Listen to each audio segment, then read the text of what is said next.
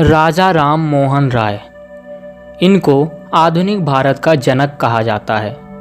इन्होंने रूढ़वादी हिंदू अनुष्ठानों और मूर्ति पूजा को बचपन से ही त्याग दिया था, जबकि उनके पिता एक कट्टर हिंदू ब्राह्मण थे।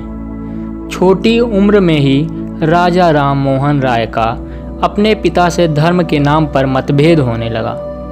ऐसे में कम उम्र में ही वे घर त्याग कर हिमालय और तिब्बत की यात्रा पर चले गए। जब वे वापस लौटे तो उनके माता पिता ने उनमें बदलाव लाने के लिए उनका विवाह करा दिया।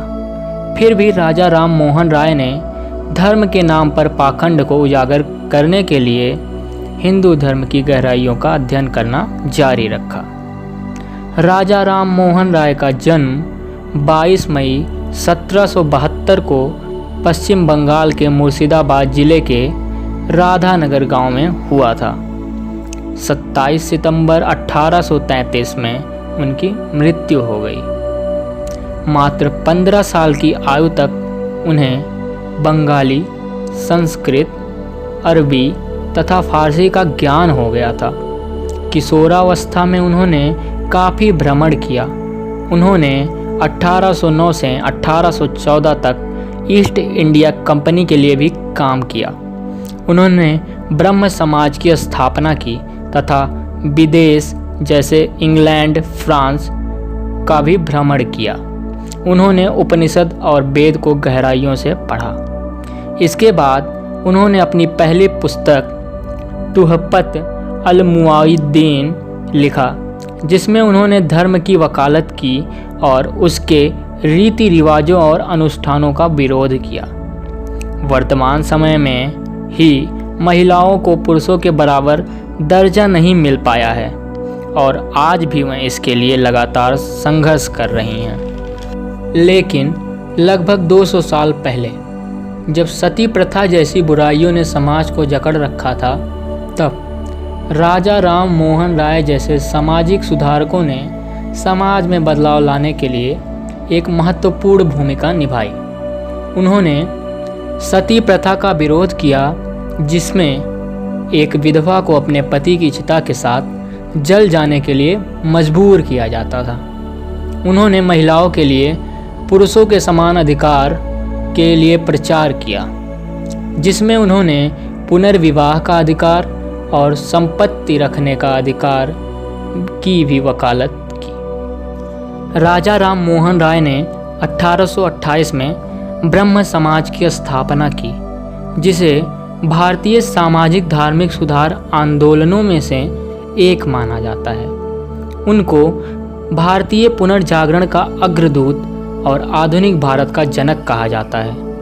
भारतीय सामाजिक और धार्मिक पुनर्जागरण के क्षेत्र में उनका विशिष्ट स्थान है। वह ब्रह्म समाज के संस्थापक, भारतीय भाषाई प्रेस के प्रवर्तक, जनजागरण और सामाजिक सुधारक आंदोलन के प्रेरणता तथा बंगाल में नवजागरण युग के पितामह थे। उन्होंने भारतीय स्वतंत्रता संग्राम और पत्रकारिता के कुशल संयोग से दोनों क्षेत्रों को गति प्रदान की। उनके आंदोलनों ने जहां पत्रकारिता को चमक दी, वहीं उनकी पत्रकारिता ने आंदोलनों को सही दिशा दिखाने का कार्य किया। राजा राम मोहन राय की दूरदर्शिता और वैचारिकता के सैकड़ों उदाहरण इतिहास में दर्ज हैं। हिंदी के प्रति उनका अगाध स्नेह था। वह रूढ़िवाद और कुरीतियों के विरोधी थे, लेकिन संस्कार, परंपरा और राष्ट्र गौरव उनके दिल के करीब थे। वह स्वतंत्रता चाहते थे, लेकिन चाहते थे कि इस देश के नागरिक उसकी कीमत समझें। राजा राम मोहन राय ने ईस्ट इंडिया कंपनी की नौकरी छोड़कर अपने आप को राष्ट्र सेवा में झोंक दिया। भारत की स्वतंत्रता प्राप्ति के अलावा वे दोहरी लड़ाई लड़ रहे थे। दूसरी लड़ाई उनकी अपने ही देश के नागरिकों से थी, जो अंधविश्वास और कुरीतियों में जकड़े थे।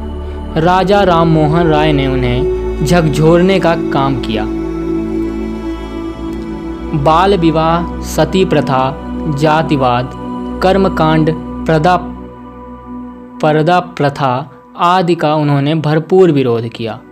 धर्म प्रचार के क्षेत्र में अलेक्जेंडर डफ ने उनकी काफ़ी सहायता की। देवेंद्रनाथ टैगोर उनके सबसे प्रमुख अनुयायी थे।